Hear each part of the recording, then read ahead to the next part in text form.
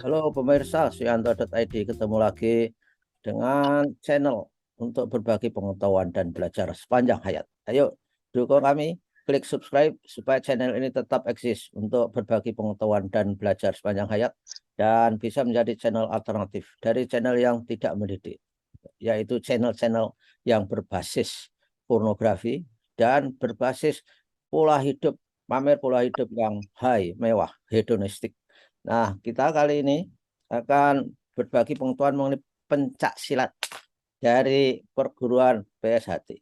Dan bersama kita sudah ada narasumbernya, yaitu yang pertama adalah Ketua Majelis Luhur, yaitu Bapak Insinyur Edi Asmanto, dan berikutnya adalah Ketua PSHT kita, Bapak Dr. Insinyur Muhammad Taufik SHMSC.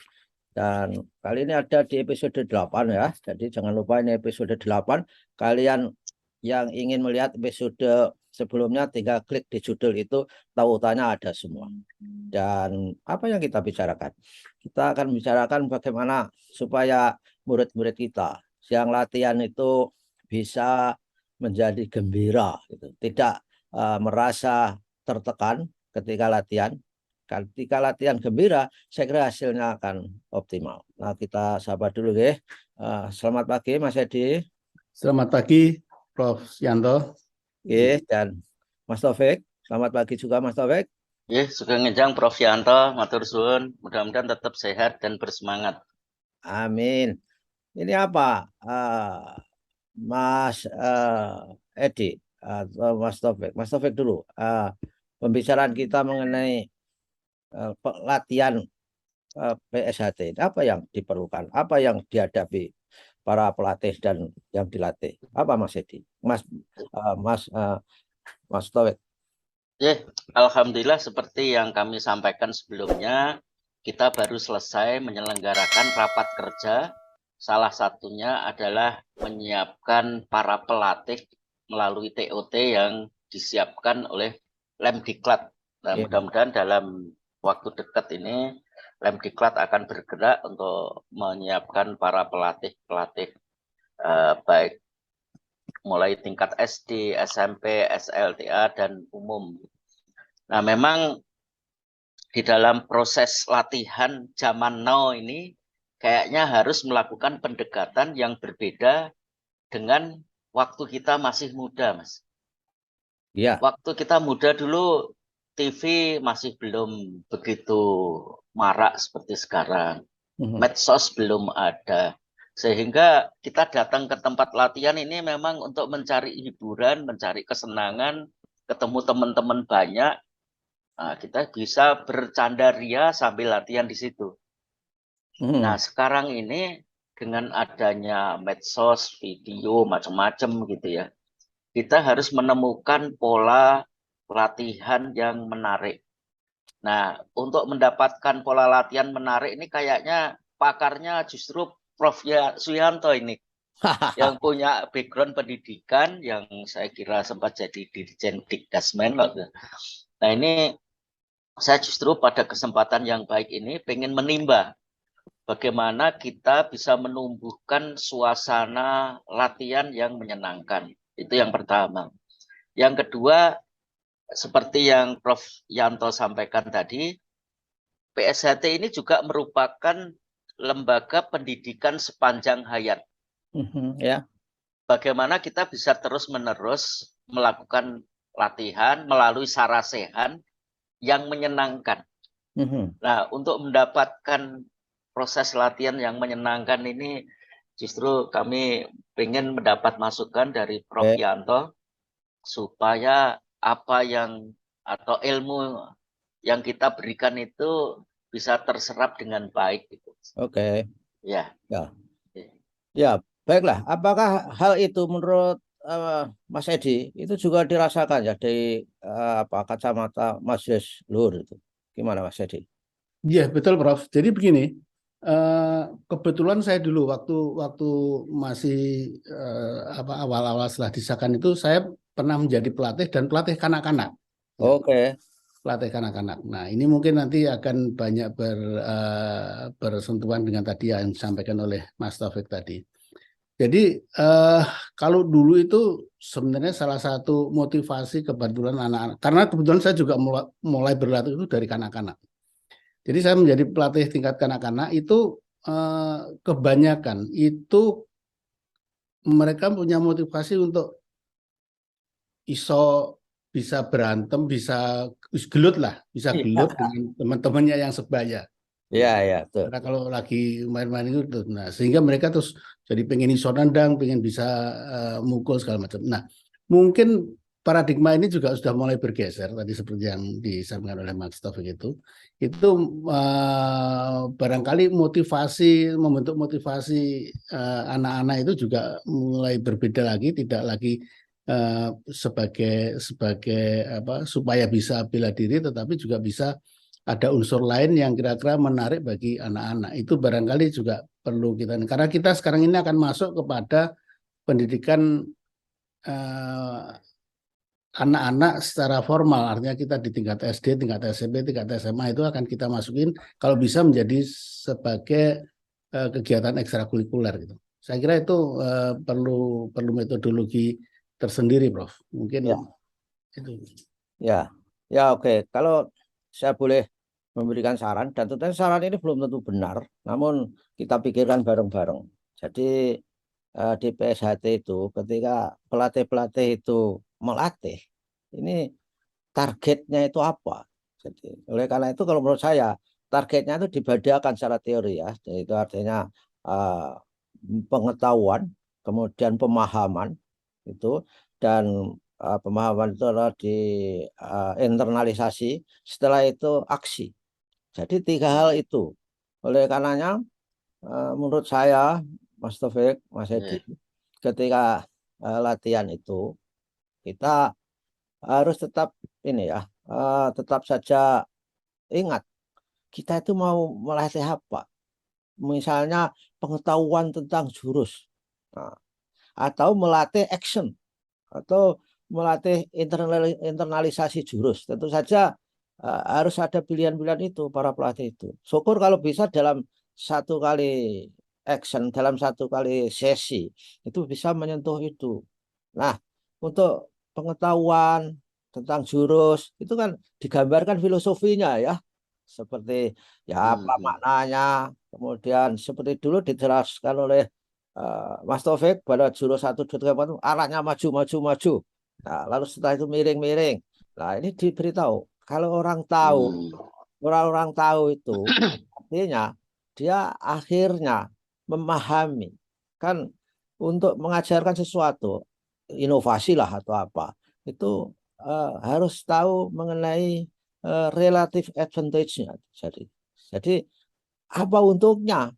Nah, ini dijelaskan saya kira. Perlu dijelaskan anak-anak itu. Kalau orang tidak tahu relative advantage untuk dia, itu walaupun melakukan mungkin tidak dengan passion, tidak totalitas. Jadi bilang pelatih-pelatih itu harus ditahu. Oleh karena itu orang juga bisa juga ya harus memahami sedikit-sedikit unsur-unsur apa ya, ilmu faal manusia kali ya. Nah, gimana kalau ini terkilir enggak, kalau kamu berarti ini bisa lututnya apa ligamennya menjadi rusak, itu bisa diajarkan kepada orang. Ya, ini bagus sekali saya kira. Nah, itu dari pengetahuan. Setelah dari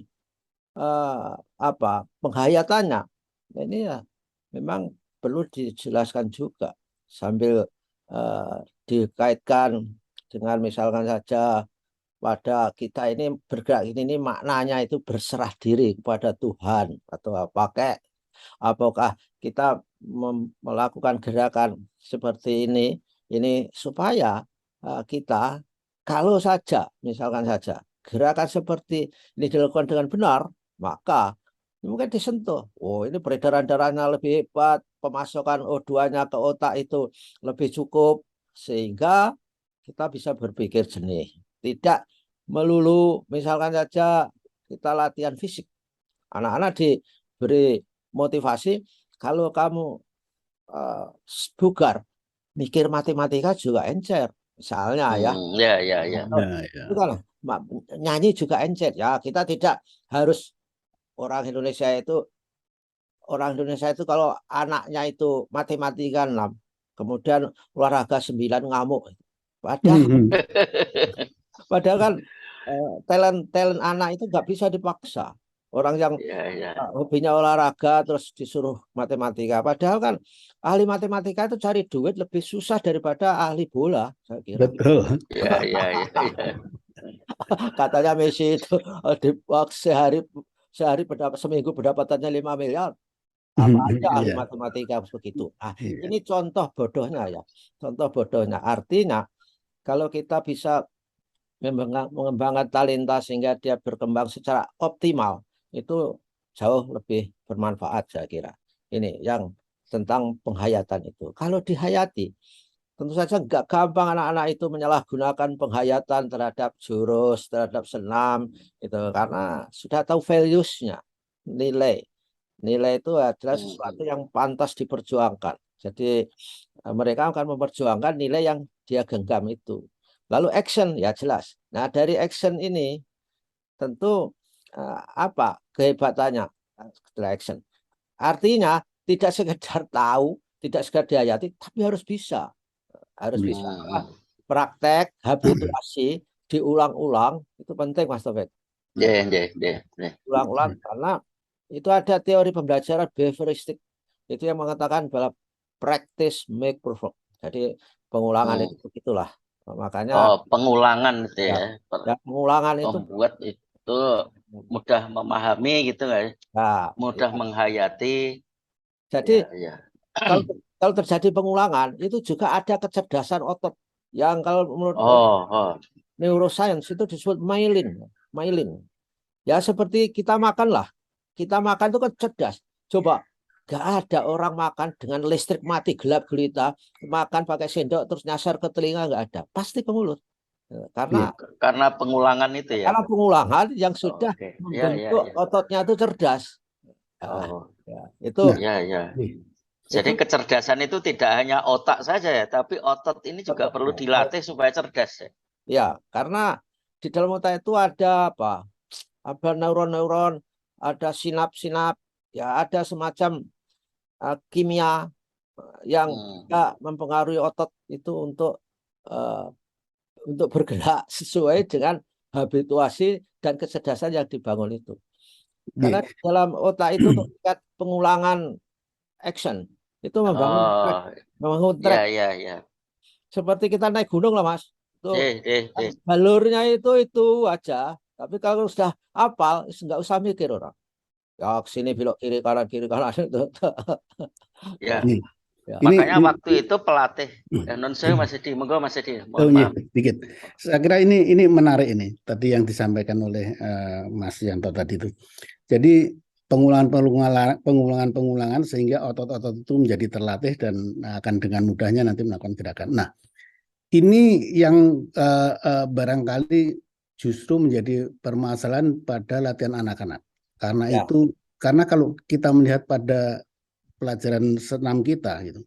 Senam 1 sampai senam 10 itu nggak kelihatan ada unsur bela dirinya itu nggak kelihatan.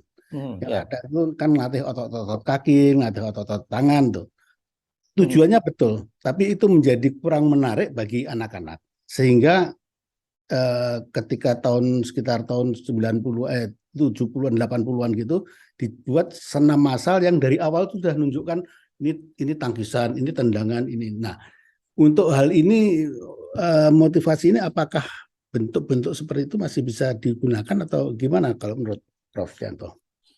Ya tentu saja semua orang belajar itu pakai prerequisite ya. Kalau itu menjadi prerequisite, menjadi prasyaratnya, saya kira memang harus baik. Sama saja orang melatih pilot itu kan prerequisite-nya tidak tiba-tiba di pesawat, ada simulasi supaya risikonya itu tidak tinggi. Kalau pilot tiba-tiba ditaruh di pesawat, saya kira bahaya. Pesawatnya mahal, nyawanya juga mahal.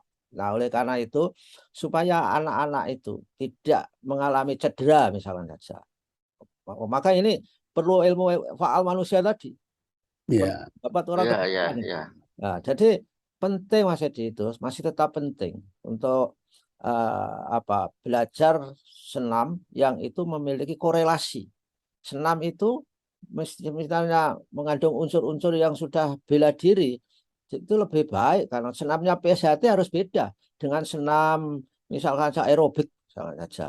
Senamnya PSHT itu di-create bahwa senam ini akan mempermudah mendasari jurus 3, jurus apa gitu. Ini kalau ada seperti di hukum itu ada kodifikasi hukum. Kalau di sekolah dikodifikasi gerakan PSHT itu. Ya, ya, ya. ya. Tentu saja yang warga kelas 2, 3 itu kan bisa itu mengklasifikasikan. Ini dekatnya dengan mana? Kalau sebelum latihan 4 tuh harus mendapatkan apa? Itu saya kira penting Mas Edi itu. Oh iya. Ya, ya, ya. Ya, kayak tadi yang disampaikan oleh Prof tadi, misalnya kan kita ini harus memberitahu, misalnya senam dasar 1, itu kan jinjit. Fungsi jinjit itu apa? Itu kan untuk memperlancar peredaran darah, misalnya gitu. Iya. Terus setengah jongkok, Ya. daya tahan, itu kan akan membentuk urat paha dan betis gitu. Nah, misalnya gitu. Jadi pengetahuan seperti itu memang diperlukan ya. Iya. Perlu disampaikan kepada para siswa supaya dia melakukan gerakan itu penuh kesadaran bahwa saya jinjit ini untuk memperlancar peredaran darah, setengah jongkok ini untuk memperkuat otot betis dan sebagainya gitu. Iya. Ya, oke. Ya betul. Itu mah betul Mas, itu pikiran itu. Karena lebih ilmiahnya lagi, saya kan di YouTube saya itu ada narasumber namanya dokter Zainal Mutakin Sofro, ya ahli ilmu faal manusia. Itu sudah sampai 63 episode ya. Itu memang jinjit-jinjit itu sangat penting karena jelaskan kepada anak-anak di betis kita itu ada jantung kedua. Manusia. Oleh karena itu, menurut dokter ahli faal itu dikatakan bahwa orang kalau mau sehat, bangun tidur itu harus miring ke kanan 30 detik, duduk 30 detik, lalu jinjit-jinjit sebanyak 8 kali. Artinya supaya darah itu segera dikirim ke otak. Karena apa? Karena gravitasi. Karena gravitasi bumi itu kita kalau berdiri itu darah kita tuh lag 30 detik. Sehingga otak kita tuh sebenarnya kurang oksigen selama 30 detik. Oleh karena itu jinjit itu. Nah, dijelaskan begitu untuk jinjit kuda-kuda itu kan fungsinya manusia itu jantung yang utama. Saya penting itu. Ya. Seperti yang disampaikan Mas Adi tadi. Ini latihan silat kok jinjit-jinjit apa gunanya kan gitu. Padahal itu hal yang sangat penting gitu ya. Penting, ya. Termasuk tadi Prof, kita melakukan pengulangan itu mencerdaskan otot itu. Makanya waktu kita latihan jadi atlet dulu 1 menit harus bisa nendang 100 kali misalnya. Itu kan menumbuhkan kecerdasan otot supaya refleksnya muncul gitu. Kayak kasus makan tadi kan, walaupun gelap karena sudah terbiasa dia nggak akan nyasar ke telinga gitu. Nah, itu seperti halnya latihan tadi, nendang 100 kali diulang-ulang gitu. Sehingga ada kecerdasan di otot-otot kita. Ya. Betul. Gimana Mas Edi, ada komen? Iya. Itu memang kita sadari bersama dan memang kewajiban kita untuk bagaimana membuat metodologi supaya itu bisa tersampaikan kepada siswa gitu, sehingga siswa itu bisa memahami betul bahwa saya lakukan ini karena tujuannya ini. Saya kira tadi betul yang disampaikan oleh Prof itu, dan sebenarnya senam di SHTRT itu juga sebenarnya sudah terstruktur. Senam ini sampai berapa itu sebenarnya mendasari jurus dan sebagainya sudah terstruktur. Hanya itu kadang-kadang memang tidak tersampaikan kepada siswa oleh pelatihnya. Ya. Gitu. Dan memang semangat orang Indonesia itu, saya juga karena saya juga orang Indonesia, kulturnya juga sama. kalau sesuatu tuh segera instan gitu loh. Bahasa Nah, batinnya itu tidak diperkuat. Jadi Betul. misalnya ya, saya tenis gitu ya. Maunya tuh main aja itu. Main dalam arti yang dihitung lah dengan game-game seperti itu. Ya. Nggak boleh. Kan harus stroke-nya bener, back-handnya bener, itu langkahnya bener kan gitu. Maunya main Iya. saja. Saya lihat Mas Taufik dan Mas Edi ketika nggih. di Amerika itu luar biasa. Orang main bola itu bolanya itu hampir setengah lapangan ya. Latihan nendang-nendang tertentu saja. Nah kita kan bolanya hanya satu direbut banyak orang mau main full team. Iya, iya.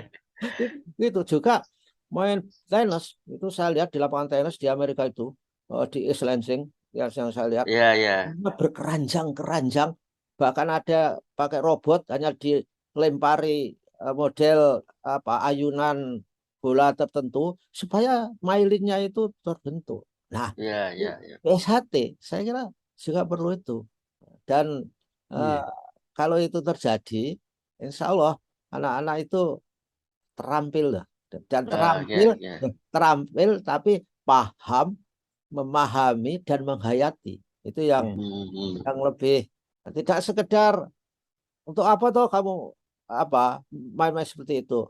Kalau sudah komplit punya jurus, untuk apa kamu menguasai jurus ini? Iya, Apakah iya. hanya sekedar untuk membuktikan kamu bisa nendang gedebok patah misalkan saja, atau ada values yang lain. Nah, Nah, di raker kemarin kita mengambil tema bersinergi membangun prestasi. Jadi di dalam proses latihan itu kita pengen menumbuhkan spirit bagi anak-anak atau siswa atau warga muda untuk berprestasi di bidang apa saja. ya. Melalui pengulangan-pengulangan latihan, baik itu latihan fisik maupun latihan apa ya, kalau di kita kan sarasehan gitu ya, Ya. untuk berdiskusi, memperkuat apa ya, nalar kita, rasa kita, energi persaudaraan kita harus kita tumbuhkan bersama-sama gitu, Mas. Iya, iya. Nah, ya itu penting. Dan kalau saya boleh mengklasifikasikan, memang PSHT itu harus memberi banyak choice ya, terhadap pola latihan itu. Bisa memilih. Kalau saya bisa mengklasifikasikan 3 ya. PSHT itu kamu mau untuk rekreasi, prestasi, atau kebugaran. Syukur kalau bisa 3-nya. Jadi kalau prestasi ya disiapkan sebagai atlet misalnya. Rekreasi, prestasi, dan kebugaran. Dan kebugaran. Dan kalau mau nambah lagi edukasi, untuk edukasi. Ya. 4 itu. Tentu mau milih yang mana. Kalau untuk yang edukasi, misalkan untuk edukasi mungkin ada yang tertarik. Oh, saya pengen menjadi pelatih yang hebat. Sehingga dia harus tentu saja dilatih sebagai warga kelas 1, kelas 2. Nah, dengan cara begitu sejak awal dia mengkondisikan dirinya. Tentu saja itu bisa diomong-omongkan setelah anak-anak usia SMP ya. Di SMP. Nah, anak SMP mungkin sudah bisa diajak masa depan. Tapi memang anak-anak kita nggak tahu masa depan rata-rata. Kalau ditanya, kamu apa cita-citanya? Nggak tahu. Di Amerika, di negara lain, semua tahu cita-citanya. Misalnya, wah ingin jadi nurse, ingin jadi dokter, ingin jadi polisi, pada ngomong semua. Nah, anak kita kadang-kadang belum tahu cita-citanya sehingga dibantu. Pelatihan ini milih untuk rekreasi, kebugaran, prestasi atau edukasi. Nah, mungkin Mas Taufik, Mas Edi menjadi lebih bermakna mungkin. Ya udah, kita sudah ngomong-ngomong, insya Allah kita ketemu lagi Mas Edi, Mas Taufik. Matur suwun. Dan mudah-mudahan sehat walafiat. Kita akhiri. Amin. Dan insya Allah kita ketemu di episode berikutnya. Tapi minggu depan insya Allah nggak bisa karena saya harus pergi ke New Zealand dan Australia untuk melakukan studi banding. Jadi setelah itu Allah ya. Nanti pas waktunya sudah cocok di ini lagi. Oke, insya Allah nanti kita kontak-kontak lagi. Terima kasih. Monggo. Wassalamualaikum warahmatullahi wabarakatuh. Waalaikumsalam warahmatullahi wabarakatuh. Matur